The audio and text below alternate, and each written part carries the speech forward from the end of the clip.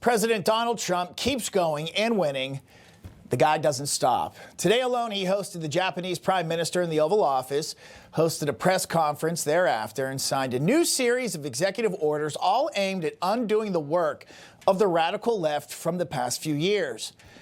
But what he's done and what DOGE has already uncovered has me reflecting tonight on how truly lucky we are that the man won. I'm sure everyone has heard this before and experienced it probably throughout your life. To have success, it's the paying attention to details, the hours and hours of hard work you put in behind the scenes that no one sees is what makes all the difference. You outwork your competition when no one is looking, and that's how you gain the advantage over them, right? So how our country and large parts of the world were tilted to the extreme left is starting to make quite a bit of sense.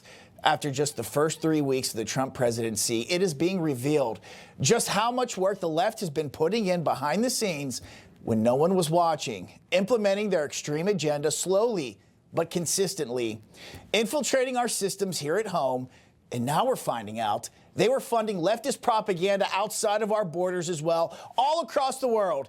You can't make this up.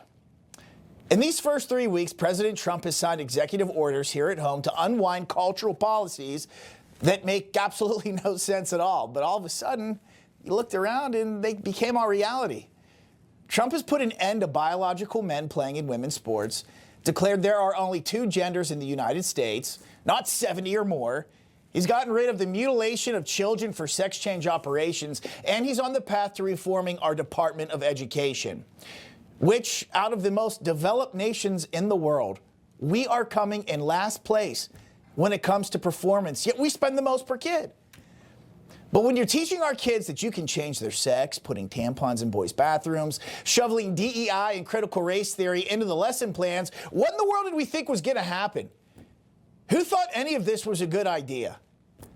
The left has spent years implementing this stuff slowly but surely to our children, and the results is we are in last place. And now parents in some states, they don't even know how their kid is identifying in school. And now today, Democrats tried to storm the Department of Ed building to do what? Make sure we continue down the same path? It's lunacy. Here's Congresswoman Maxine Waters. Get a good copy of him. Let him get recorded in history for what he's doing today. Let his children see him. Let his children know that he was standing in the way of all children being educated. Look them in the eye. Come on, hold your face up. Look at him. Let him see you. This is him. Look at him. Guy's just doing his job. They want to keep the status quo that Trump is absolutely shredding. But we should have seen signs of this coming. Hell, a couple of years ago, ABC News had a child come onto their set to celebrate them dressing up in drag. If I was the host, I would have walked off set. I would have quit my job. Where did we think any of this was going? Please welcome Desmond, a.k.a. Desmond is amazing.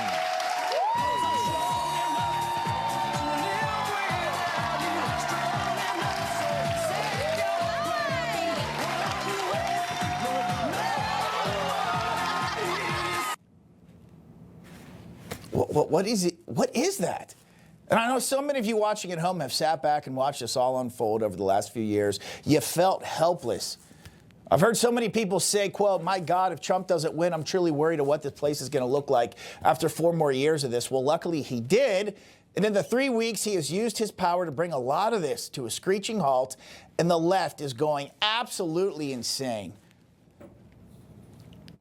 Because what's happening right now is a hostile takeover of the U.S. government. There's no other way to describe it. Before our very eyes, an unelected shadow government is conducting a hostile takeover of the federal government. What we're witnessing here is the biggest heist in American history. Elon Musk is seizing the power that belongs to the American people. We are here to fight back. What are they defending, though? Think about that. Think about what the Democrat Party has become and what they champion now. Look at who they put in place to lead the country while Biden was in office. And I honestly strongly doubt Biden had any idea what was going on, and I truly mean that. It's also all the stuff I just talked about, plus huge spending that left us with record inflation, wars across the world, an open border. It's almost if they wanted to change this country into something completely new. And it's one I don't like. And I know the majority of you watching at home, you don't like it either, or else Trump wouldn't have won the popular vote. But we're now finding out it goes further than just rearranging the guts here internally of the United States into some kind of woke, wacko state. It's the world. I kind of feel silly saying that. Sounds a little extreme, but it's true. They were going after the world, using our taxpayer dollars to do just that. So many communities around this country, they need help. Where just a couple $1,000,000 could go a really long way to do some repairs, update a school, their roads, their sidewalks, get trash collection, whatever it may be. But thanks to DOGE and Elon Musk, under the direction of the president, we are finding out they were trying to change the world just as well. If you've been watching the news this week, you know about USAID. And according to DOGE, here's where our money was going. $1.5 million to advance DEI in Serbia, $2 million for sex changes and LGBT activism in Guatemala, $6 million to fund tourism in Egypt, $38 million to the Wuhan Institute of Virology, $25K to transgender operas in Colombia. It goes on. $500K to expand atheism in Nepal. That's nice. $70K for DEI, a musical in Ireland. $32K for transgender comic books in Peru. $10 million to the NIH for hormone therapy and surgery in animals to mimic gender transition. And $10 million worth of meals to Al-Qaeda-affiliated fighters in Syria. Man, I'll tell you what, if I were in any one of those countries and I find out the United States was giving money to this in my home, I'd be pretty pissed off, and I'm sure people are. Trump talked a lot about the MAGA movement spreading across the world during his inauguration. Let's listen. I return to the presidency confident and optimistic that we are at the start of a thrilling new era of national success. A tide of change is sweeping the country. Sunlight is pouring over the entire world, and America has the chance to seize this opportunity like never before. And you see why he said that stuff. He knew this kind of money was being spent on those types of things. But to this extent, I think we are all surprised. The president predicts as DOGE keeps getting into the books, it's going to get even worse. Elon is doing a great job. He's finding tremendous fraud and corruption and waste. You see it with the USAID, but you're going to see it even more so with other agencies and other parts of government. He's got a staff that's fantastic. But the kicking and the screaming by the Democrats, the left, it's going to get louder just as DOGE works harder. The closer we get to what they were up to, the harder they're going to fight to keep it a secret.